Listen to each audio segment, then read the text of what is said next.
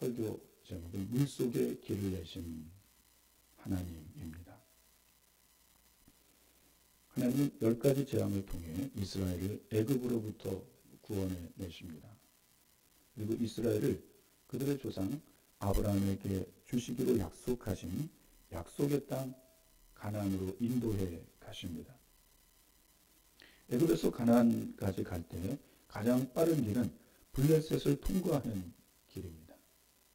이 길로 가면 애굽에서 가나안까지 넉넉 잡고 2주 정도면 갈 수 있는 길입니다. 그러나 하나님은 이스라엘을 이 길로 인도하지 않으시고 40일 정도 걸리는 홍해로 인도하십니다. 그 이유가 출애굽기 13장 17절에 기록되어 있는데 이유인즉슨 하나님은 블레셋이 전쟁을 걸어오면 이스라엘이 두려워서 마음을 바꾸어 애굽으로 돌아갈 것을 염려하셨기 때문입니다. 그래서 하나님은 부득이하게 이스라엘을 홍해로 인도하셨습니다. 애굽 왕 바로는 이스라엘을 놓아주고 후회했습니다. 왜냐하면 애굽의 엄청난 노동력을 손실했기 때문입니다. 애굽 경제의 근간이 되는 200만 명의 이스라엘 노예입니다. 이스라엘 백성이 애굽을 대신해 농사를 지어주었고 비돔과 라함셋과 같은 성을 쌓아주었고 도시를 건설해 주었습니다. 바라의 석상도 만들어 주었고 세워 주었습니다. 이렇게 애굽의 경제를 지탱해 주었던 이스라엘을 놓아주고 나니 아깝고 후회가 된 것입니다. 그러던 차에 바로는 이스라엘이 홍해 바다에 진을 쳤다는 첩보를 입수하고 급히 애굽의 최정예 부대를 이끌고 이스라엘을 추격합니다. 바로의 최정예 부대는 곧 이스라엘이 진을 친 홍해 바다에 도착했습니다. 애굽의 최정예 부대를 본 이스라엘은 공포에 사로잡혔습니다. 애굽의 최정예 부대가 무서운 살상 무기로 무장하고 있었기 때문입니다. 애굽의 군대를 본 이스라엘 백성들은 애굽에 매장지가 없어서 우리를 이곳 홍해까지 이끌고 와서 여기서 다 죽일 작정이냐 하며 하나님과 모세를 원망하기 시작합니다. 급기야 애굽에게 항복하고 애굽의 노예로 다시 돌아가자고까지 이야기합니다. 그때 하나님은 이스라엘에게 기적을 보여주십니다. 그 기적은 감히 누구도 상상하지 못한 기적입니다. 하나님은 물속에 길을 내시며 이스라엘이 홍해를 육지같이 건너게 하셨습니다. 오늘 설교 제목이 물속에 길을 내신 하나님입니다. 물속에 길을 내신 하나님. 물속의 길에는 3가지 의미가 있습니다. 그리고 그 3가지 의미는 하나의 의미를 가지는데 그것은 구원입니다. 물속의 길의 의미는 궁극적으로 구원입니다. 물속의 길이 궁극적으로 구원을 의미한다면 물속의 길은 하나님의 지혜와 능력의 결정판이며 또한 계시의 정점입니다. 첫 번째, 물속의 길의 의미는 피할 길입니다. 신앙인들에게 많은 시험이 찾아옵니다. 신앙생활하다 보면 많은 시험과 유혹이 찾아옵니다. 시험에는 쉬운 시험도 있지만 홍해와 같이 어려운 시험도 있습니다. 홍해와 같은 시험이란 어떤 시험일까요? 더 이상 길이 없는 막다른 골목에 들어선 것과 같은 시험입니다. 인생의 코너에 몰린 것 같은 시험입니다. 장기로 말하자면 외통수에 걸린 것과 같은 시험입니다. 홍해와 같은 시험은 정말 그 시험을 헤쳐나갈 방법이 없고 길이 없는 것처럼 보이는 시험입니다. 우리에게도 이런 시험이 찾아오잖아요. 정말 길이 없습니다. 앞도 뒤도 옆도 다 막혔습니다. 지금 홍해 바다 앞에 선 이스라엘의 시험이 이와 같은 시험입니다. 문이 다 닫혔습니다. 앞은 홍해 바다요, 뒤는 무시무시한 애굽의 군대입니다. 양옆은 절벽입니다. 앞으로 갈 수도 없고 뒤로 갈 수도 없는 진퇴양난 상황입니다. 앞도 막히고 뒤도 막혔습니다. 좌우도 막혔습니다. 도무지 길이 없습니다. 어느 때 인생이 낙심이 되고 낭망이 될까요? 인생을 살아가면서 전혀 길이 보이지 않을 때입니다. 길이 열리지 않을 때입니다. 인생의 길이 전혀 보이지 않고 열리지 않을 때 우리는 낙심하며 낭망하며 심한 좌절의 늪에 빠지게 됩니다. 인생에서 홍해 같은 시험을 만났을 때 심약한 사람들은 우울증이 오고 더 심할 경우에는 하나님을 원망하며 자살까지 하게 되는 것입니다. 그러나 사랑하는 성도 여러분, 사방이 막혀 있을 때 여전히 열린 곳이 한 곳이 있습니다. 바로 하늘입니다. 하늘은 넓고 커서 하늘을 막을 만한 지붕이 없는 것입니다. 하늘은 언제나 열려 있습니다. 지금 홍해에서 모든 이스라엘 백성들은 절망적인 상황만 바라봅니다. 그러나 모세 한 사람만은 눈을 들어 열린 하늘을 바라봅니다. 그리고 하늘에 계신 하나님께 기도합니다. 여러분, 이것이 참된 신앙인의 삶입니다. 자세입니다. 예수님이 제자들에게 기도하는 법을 가르쳐 주셨습니다. 그것이 주기도문입니다. 주기도문은 하늘에 계신 우리 아버지여 이름이 거룩히 여김을 받으시오며 라고 시작합니다. 하나님은 하늘에 계십니다.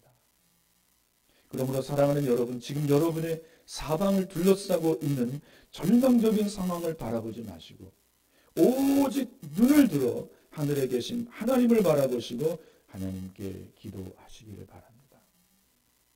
역대하 16장 9절입니다. 여호와의 눈은 온 땅을 두루 감찰하사 전심으로 자기에게 향하는 자들을 위하여 능력을 베푸시나니. 하나님은 온 땅을 두루 감찰하십니다. 그 하나님은 전심으로 자기를 찾는 자들을 위하여 지금도 능력을 베푸십니다. 전심으로 하나님을 찾는다는 것은 하나님께 부르짖어 기도한다는 것입니다. 젖 먹던 힘까지 내서 하나님께 기도하는 것입니다. 모세는 그 위기의 상황에서 전심으로 하나님께 기도합니다. 하나님은 기도하는 모세에게 길을 보여주십니다. 그 길이 물속의 길입니다. 사람들은 그 길을 볼 수 없었지만 하나님은 물속의 길을 보셨고 그 물속의 길을 열어주십니다.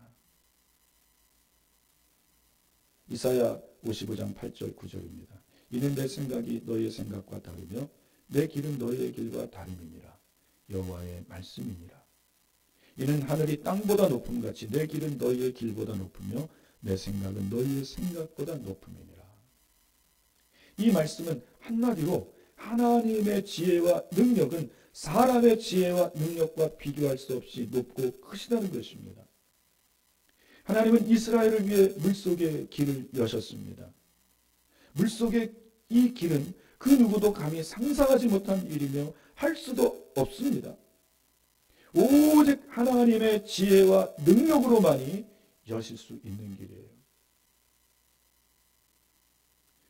하나님이 밤새 동풍을 불게 하셔서 그 강한 바람으로 이 홍해 바다를 여셨고 그 강한 바람이 이 좌우 옆에 물벽을 세우게 했고 그 바람이 땅을 날려 이스라엘을 건너게 하시는 것입니다. 하나님은 때론 우리에게도 홍해와 같은 시험을 주십니다. 이 시험은 사방이 막힌 것과 같은 시험이며 길이 없어 보이는 시험입니다. 그러나 하나님께서는 저와 여러분을 위해 물속의 길을 예비해 두셨습니다. 할렐루야. 지금은 그 길이 안 보이고 안 열려서 그렇지 하나님은 우리가 감히 상상하지도 못한, 감히 예견하지도 못한 길을 물속에 예비해 놓으셨습니다. 이 물속의 길은 끝까지 기도하는 분에게 보일 것이며 끝까지 기도하는 분에게 열릴 것입니다. 저는 이 설교를 준비하면서 하나님을 기대하며 흥분되었습니다. 하나님이 성도 여러분과 저에게 물속의 길을 예비해 두셨다는 이 사실이 믿어지고 더 기도하고 싶은 믿음이 생기시기를 주님의 이름으로 축복합니다. 그러나 물속의 길은 막다른 골목까지 가야 열리는 길입니다. 하나님은 우리를 막다른 골목까지 몰고 가시며 마지막에 물속의 길을 열어주십니다. 극적인 거죠. 왜일까요? 출애굽기 14장 4절입니다. 내가 바로의 마음을 완악하게 한즉 바로가 그들의 뒤를 따르리니 내가 그와 그의 온 군대로 말미암아 영광을 얻어 애굽 사람들이 나를 여호와인 줄 알게 하리라 하심에 무리가 그대로 행하니라. 하나님이 그 일로 영광을 받으시기 위해서입니다. 정확히 말하면 우리에게 믿음을 주시기 위해서입니다. 이 일이 있은 연후에야 이스라엘 백성들은 하나님과 모세를 믿었습니다. 우리에게 물속에 홍해의 시험을 주시는 물속의 길을 예비하시고 열어주심을 통해 우리의 믿음을 더 강하게 하기 위해서입니다. 하나님의 영광이란 하나님이 하나님됨을 보여주시는 사건입니다. 하나님은 물속의 길을 여시며 하나님 자신을 보여주시며 우리의 믿음을 고치시키시는 것입니다. 예전에 어떤 한 분 집사님이 생각이 납니다. 이 집사님은 사업하시는 분이신데 사업이 한참 어려워 힘들던 때에 누군가 1,000만 원 이상의 주문을 들어와 어려운 시간들을 넘길 수 있었고 당분간 살 수 있는 여유가 생겼다는 것입니다. 집사님은 하나님이 예비하신 그 물속의 길을 통해 하나님의 영광을 보았고 믿음이 더욱 깊어진 사건이 되었습니다. 이 물속의 길은 피할 길입니다. 고린도전서 10장 13절입니다. 사람이 감당할 시험 밖에는 너희가 당한 것이 없나니 오직 하나님은 미쁘사 너희가 감당하지 못할 시험당함을 허락하지 아니하시고 시험당할 즈음에 또한 피할 길을 내사 너희로 능히 감당하게 하시느니라. 각 성도마다 믿음의 실력이 이미 형성되어 있습니다. 하나님은 각 성도의 믿음의 정도를 아시고 그만큼의 시험을 허락하십니다. 하나님은 절대 내 믿음의 분량을 넘어가는 시험은 허락지 않으십니다. 아브라함은 이미 이삭을 번제물로 드릴 수 있는 믿음을 갖춘 사람이에요. 그래서 하나님은 이삭을 번제물로 드리라고 요구하셨고 그의 믿음을 시험하신 것입니다. 그래서 하나님은 아브라함이 그 믿음대로 이삭을 잡아 번제로 드리려고 할 때에 급히 만류하였고 내가 나를 사랑하는 것을 이제야 알았다고 말씀하셨고 수풀 속에 뿔이 걸려 울고 있는 양을 보게 하셨고 이삭 대신에 양을 드리게 하신 것입니다. 아브라함은 이미 이삭을 번제로 드릴 수 있는 믿음을 가졌고 하나님은 그 믿음을 시험하신 것입니다. 그리고 아브라함은 그 시험을 통과한 것입니다. 오늘도 하나님은 내가 감당할 만한 시험을 허락하십니다. 내가 큰 시험을 당했다면 내가 그만큼 큰 믿음이 형성된 것입니다. 내가 작은 시험을 당하고 있다면 내 믿음은 다 그 정도의 믿음인 것입니다. 그리고 하나님은 시험 당할 즈음에 피할 길을 내십니다. 사랑하는 성도 여러분, 하나님은 여러분 앞에 물속의 길, 피할 길을 예비해 두셨습니다. 믿으시고 하늘을 향해 눈을 들어 부르짖어 기도하시기를 바랍니다. 하나님은 하나님의 시간에 하나님의 방법으로 여러분을 위해 예비하신 물속의 길을 보이시며 열어주실 것입니다. 그때 우리는 할렐루야 하나님을 찬송하며 그 길을 걸어갈 것이고 하나님의 도우심을 경험하며 믿음의 수준이 더 높아질 것입니다. 두 번째로 물속의 길은 세례의 길입니다. 고린도후서 2장 1절입니다. 2절입니다. 형제들아 나는 너희가 알지 못하기를 원하지 아니하노니 우리 조상들이 다 구름 아래에 있고 바다 가운데로 지나며 모세에게 속하여 다 구름과 바다에서 세례를 받고. 이 두 절은 홍해 도하의 장면을 말합니다. 사도 바울은 홍해 도하를 구름과 바다에서 세례를 받은 사건으로 표현합니다. 이는 홍해 도하 사건에 대한 사도 바울의 신학적 견해이며 해석입니다. 그런데 이것은 지극히 개인적인 것이 아니라 하나님의 성령이 깨닫게 하시고 알게 하신 말씀입니다. 200만 명의 이스라엘 백성들이 하나님이 여신 물속의 길을 지나갑니다. 사도 바울은 이 장면을 이스라엘의 단체 세례로 본 것입니다. 우리가 논산훈련소에서 보면 많은 장병들이 세례 받을 때가 있습니다. 저도 한번 이 논산훈련소에 가서 세례 받는 그 장병들에게 세례를 준 적이 있는데 그때는 수십 명의 목사님들이 함께 가요. 그런데 워낙 세례를 많이 받기 때문에 시간이 오래 걸립니다. 그때 돌아오면서 한 목사님이 그러시더라고요. 야, 차라리 소방차를 한 대 데려다 갖다 놓고 소방호수를 그냥 막 뿌리면서 세례를 주면 좋겠다. 저도 그 말에 찬성했습니다. 굉장히 시간이 오래 걸렸고 힘들었기 때문입니다. 세례란 과거의 죄를 씻는 의식입니다. 200만 명이 한 번에 어떻게 들어갑니까? 그 넓은 그 하나님께서 열어주신 그 홍해길을 걸어가면서 그 물속에 들어가는 겁니다. 그리고 거기서 세례를 받는 것입니다. 세례는 과거의 죄를 씻는 의식입니다. 세례를 통해 지난날 모든 죄를 씻음 받습니다. 여기에 세례에 깊은 영적 의미가 있습니다. 세례에 또 하나의 깊은 영적 의미가 있습니다. 그것은 과거와의 단절입니다. 과거의 나는 죽었고 새롭게 태어났다는 것입니다. 이것은 신앙의 신비로 거듭남입니다.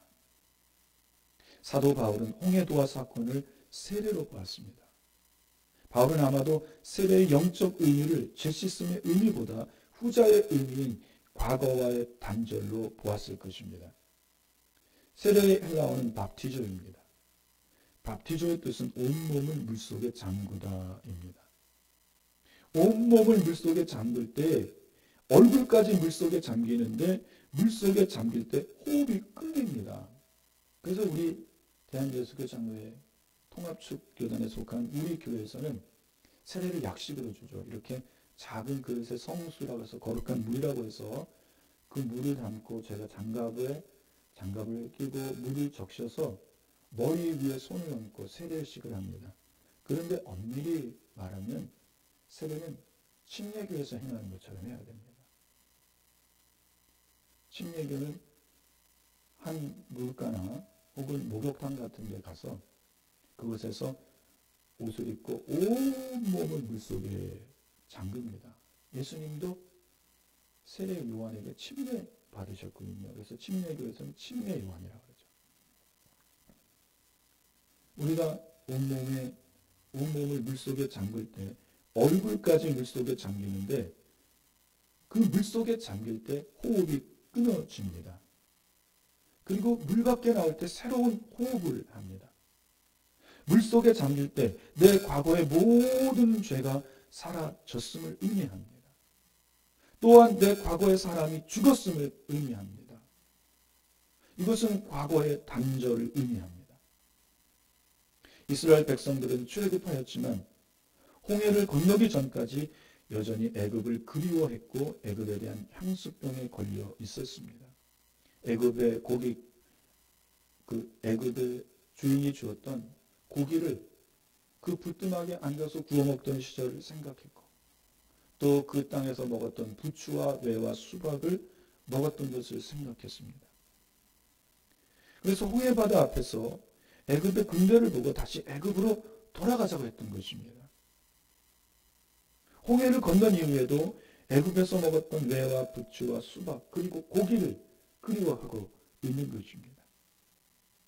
이것을 볼 때 이스라엘 백성들은 이미 애굽화된 것입니다. 그도 그럴 것이 애굽에서 노예 생활이 무려 430년입니다. 그러니 이들은 애굽의 식민이 된 것입니다. 홍해를 건너기 전 이스라엘 백성들은 그 정신이 애굽화되어 있었고 그 생활이 애굽화되어 있었습니다. 그러나 이제 홍해를 건넙니다. 홍해를 건넜다는 것은 이제 앞으로 애굽으로 돌아가야 하고 싶어도 돌아갈 수도 없음을 말하는 것입니다. 이미 홍해 바닷물로 홍해가 덮였기 때문입니다. 또 돌아가서도 안 됩니다. 돌아가면 또다시 애굽의 노예로 멸시와 천대를 받으며 고된 노동의 삶을 이어가야 합니다. 애굽의 주인에게 구걸하며 살아야 합니다. 또 애굽의 채찍을 맞으며 살아야 됩니다. 이제 이스라엘은 영원히 돌이킬 수 없는 강을 건넌 것입니다. 그래서 홍해를 건넌 것은 영원한 애굽과의 결별이며 이는 모든 과거 생활에 대한 청산이며 단절인 것입니다.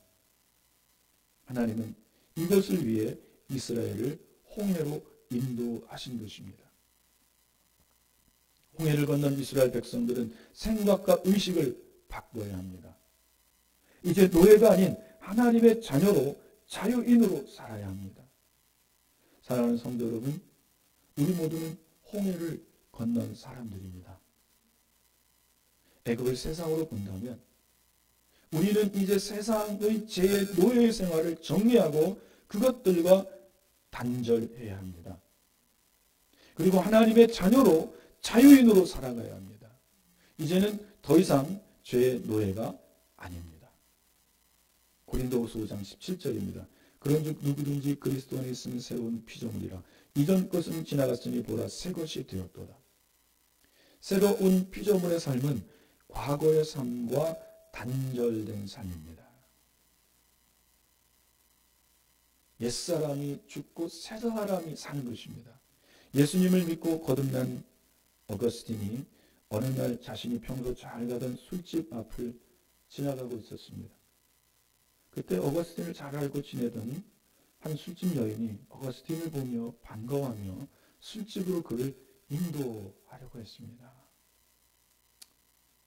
그때 어거스틴은 그 여인에게 정중하게 말했습니다. 여인이요, 옛날에 당신이 알던 나 어거스틴은 이미 예수님과 함께 십자가에 못 박혀 죽었습니다.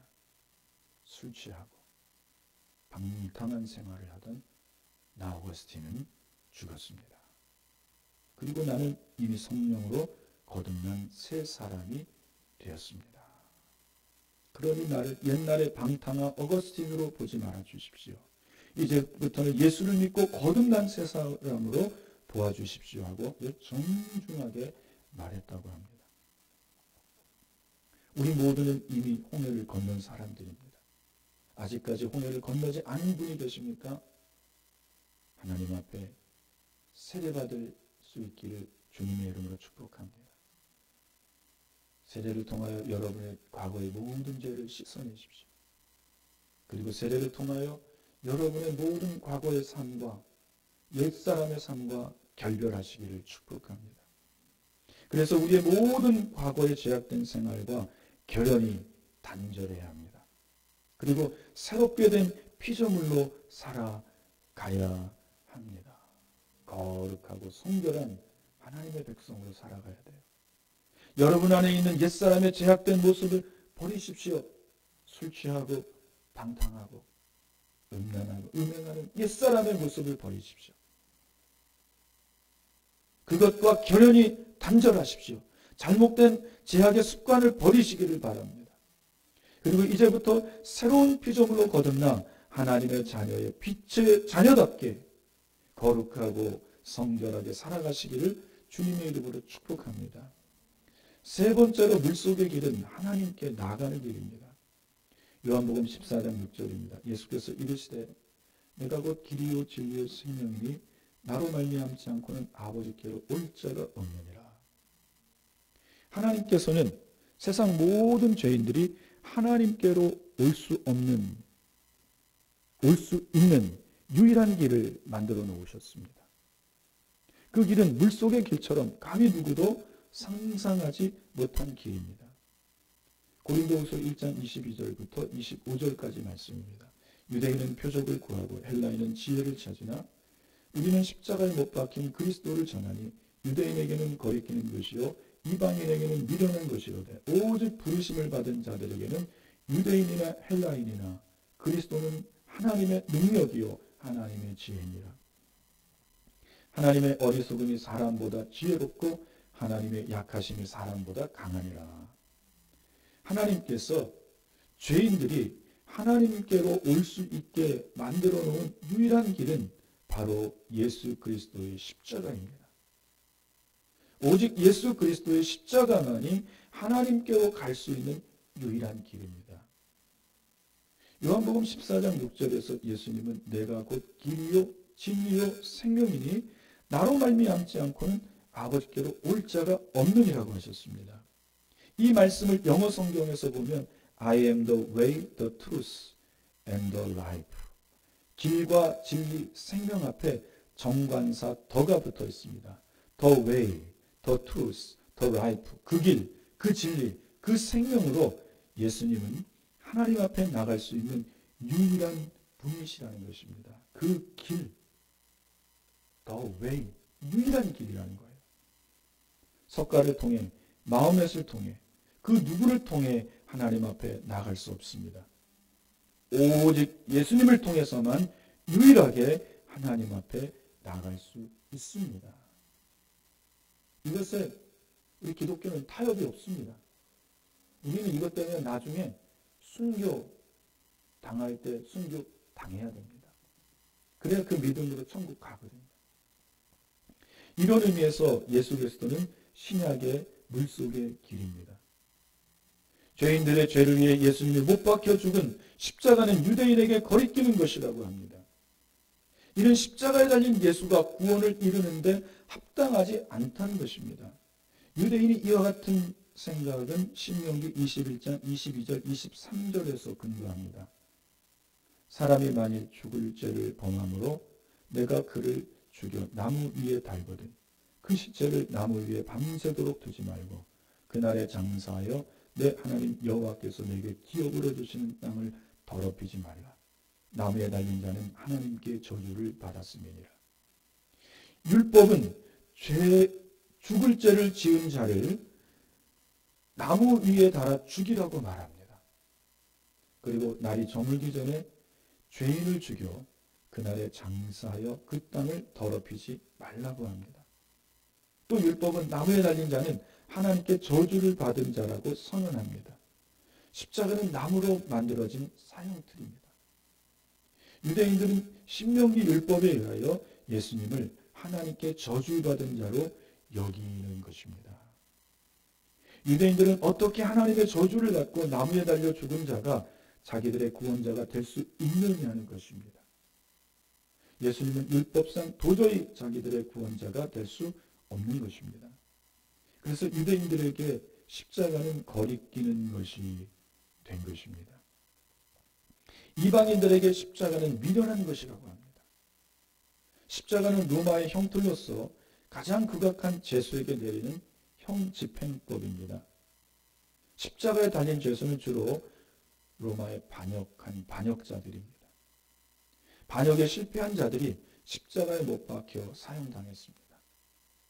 지혜를 추구하는 로마인들에게는 또 헬라인들에게는 십자가는 어리석은 것으로 보입니다. 헬라인들은 지혜를 추구하는 사람들입니다.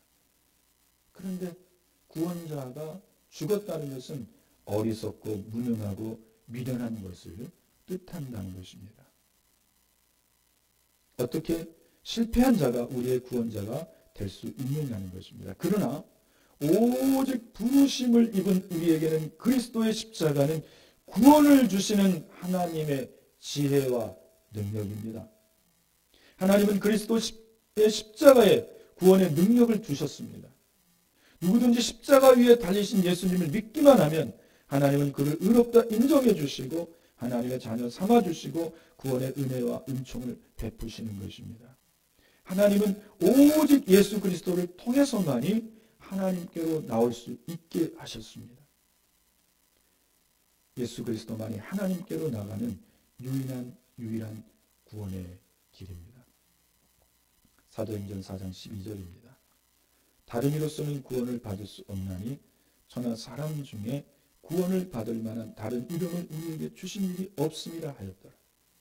하나님은 천하 사람 중에 구원을 받을 만한 다른 이름을 우리에게 주신 일이 없다고 하십니다. 그러나 자금의 세태를 보면 천하 사람 중에 자신이 구원자라고 말하는 사람이 너무나도 많습니다. 그러나 천하 사람 중 그 누구도 하나님께 나가는 구원의 길이 되지 못합니다. 이단의 규주들, 이미 죽었지만 문성령, 그가 구원자가 되려면 다시 부활하고 살아나야 됩니다. 신천지의 이만희, 그도 이제 곧 죽을 자입니다. 하나님 앞에 나가 심판받고 영원한 지옥 형벌에 들어갈 자입니다. 그들은 우리에게 구원의 길이 되지 못합니다. 석가나 마호메도 그렇습니다. 오직 우리 주 예수 그리스도만이 유일하게 하나님께 나아갈 수 있는 구원의 길이십니다. 홍해의 물속의 길이 약속의 땅 가나안으로 가는 길이라면 신약의 물속의 길이신 예수 그리스도는 하나님이 계신 천국으로 나아가는 유일한 그 길, 그 진리, 그 생명이십니다. 구약과 신약의 이 두 물속의 길이 공통점이 있습니다. 그것은 바로 구원입니다. 구약의 물속의 길인 홍해가 육체적 아브라함의 자손들을 위한 구원의 길이라면 신약의 물속의 길인 그리스도의 십자가는 영적으로 아브라함의 후손인 모든 믿음의 사람들을 구원하는 길입니다. 하나님은 하나님의 지혜와 능력인 예수 그리스도의 십자가를 통해 모든 죄인들을 위하여 구원의 길을 열어 놓으신 것입니다. 누구든지 예수 그리스도의 십자가를 통해 하나님께 나아갈 수 있습니다. 이것이 구원입니다. 이제 말씀을 정리합니다. 첫 번째, 물속의 길은 피할 길입니다. 이것은 현실적 구원입니다. 여러분의 모든 시험에 대비하여 하나님은 마지막 막다른 골목에서 여러분들을 위해 물속의 길, 곧 현실적인 구원의 길을 예비해 두셨습니다. 하나님의 시간에 하나님의 방법으로 여러분 앞에 물속의 길을 여시며 여러분을 구원하실 것입니다. 그때 여러분은 하나님이 예비하신 물속의 길을 걸으며 찬송하며 간증하게 될 것입니다. 여러분, 하나님을 믿으시고 끝까지 기도하시기를 축복합니다. 두 번째로 물속의 길은 세례의 길로서 이는 육체적, 정신적, 영적 구원입니다. 이스라엘은 하나님이 예비하신 물속의 길을 지남으로 애굽으로부터 영원히 벗어난 것입니다. 이는 새장 속의 새가 새장을 벗어나 자유함을 얻은 것과 같은 이치입니다. 육체가 애굽으로부터 완전히 구원을 얻은 것입니다. 육체적으로는 애굽의 압제와 탄압, 강제 노동의 시달림 속에서 구원을 받는 것입니다. 정신적으로는 애굽의 노예 군성에서 완전히 구원받는 것입니다. 싸우고 다투어서 빼앗고 하는 이러한 모든 정신적, 세상적인 것에서 구원받는 것입니다. 영적으로는 죄를 짓는 마귀의 자녀에서 거룩하고 성결한 삶을 사는 성령으로 거듭난 하나님의 자녀로 사는 것입니다. 여러분은 애굽이라는 지배자로부터 벗어나 물속의 길을 건너온 분들입니다. 애굽, 세상의 지배자, 마귀로부터 벗어나 물속의 길을 건너 하나님께로 온 자입니다. 육체적으로 세상 풍조인 세상 재미와 쾌락을 버리고 거룩하고 성결하게 사는 자가 되었습니다. 정신적으로 하나님을 배격하고 하나님을 대적하는 세상 철학과 사조와 정신을 버리고 하나님을 믿고 경건하게 사는 자가 되었습니다. 영적으로는 죄를 짓고 마귀의 자녀로 지옥 형벌을 받아야 할 자가 아닌 거룩하신 하나님의 자녀가 되고 또 구원받은 자로 천국을 소망하는 하며 사는 자가 되었습니다. 기도하겠습니다. 하나님 아버지, 불 속의 길을 예비하여 주신 하나님을 찬송합니다.